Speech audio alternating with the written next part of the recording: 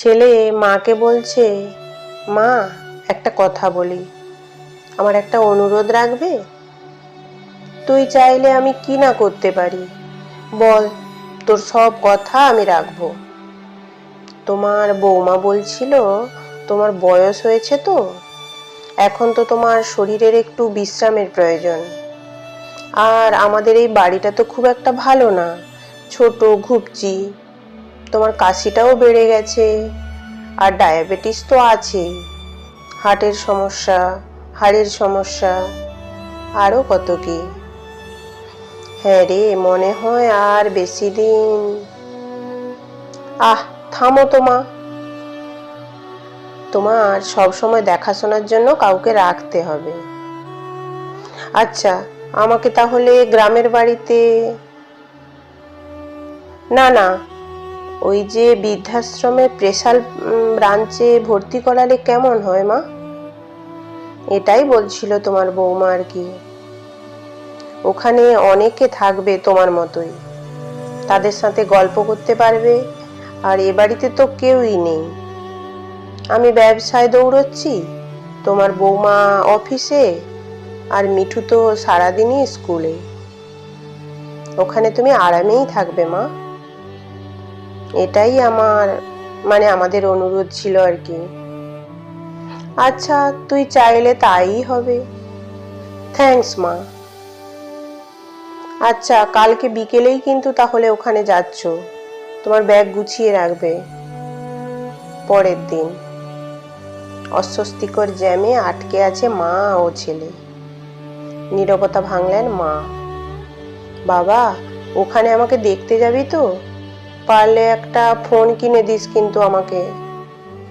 মা, তুমি ফোন দিয়ে কি করবে?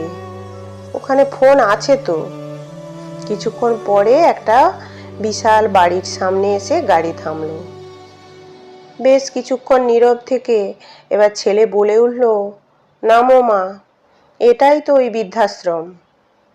বলেছিলাম না তোমার পছন্দ হবে? তোমার জন্য দোতলার দক্ষিণের ঘরটা বুকিং দিয়ে রেখেছি। টিং টং টিং টং দরজা খুলল। Happy birthday to you, happy birthday to you মা। দরজা খুলতেই চমকে গেলেন মা। আরে, ওই তো আমার একমাত্র নাতি আর বৌমা কেক নিয়ে দাঁড়িয়ে আছে। এত বেলুন আগে কখনো দেখেননি, এত আয়োজন করে কখনো কেউ তাকে জন্মদিনের শুভেচ্ছাও জানায়নি। আরে আরে, ওই তো তার দুই মেয়ে আর তাদের জামাইও দাঁড়িয়ে রয়েছে। ওদেরও ডেকে এনেছে তার পাগল ছেলেটা। হ্যাপি বার্থডে মা, তুই অনেক বড় হয়ে গেছিস, মা কান্না ভেজা কণ্ঠে বলল। কিন্তু এটা কার ঘর? বাড়ির ফলকে নাম দেখনি? বাবার নামে রেখেছি। মা, পুরো বাড়িটাই আমাদের। এবার তুমি আরামে থাকতে পারবে মা। তুই না, এমন কি কেউ করে? কান্না ভেজা চোখে জোরে জোরে মাথা নাড়ছেন মা, আনন্দে কথা বলতে পারছেন না।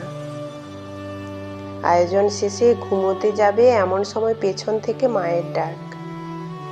হাতের ব্যাগটা তড়িঘড়ি করে খুঁজে একটা কৌটা বের করে ছেলের হাতে ধরিয়ে দিলেন।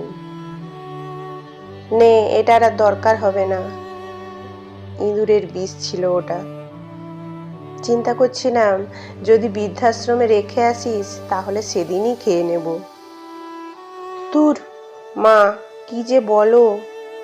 এটাই তো আমি কাল রাতেই পাল্টে তোমার ক্যালসিয়ামের ওষুধ ভরে রেখেছি। তুমি ঘুমাও। মার আজ আর কিছুই চাওয়ার নেই। আর কিছু না হোক, তার ছেলেকে অন্তত মানুষের মতো মানুষ করতে পেরেছে সে। যাক, আজকের ঘুমটা সত্যিই আরামের হবে। ঘুমের ওষুধটা আর খেতে হবে না। তাই বলবো, প্রত্যেক সন্তানই যেন মা বাবাকে এভাবেই ভালোবাসে, এবং মা বাবার শেষ বয়সে যেন তাদেরকে বৃদ্ধাশ্রমে না পাঠায়।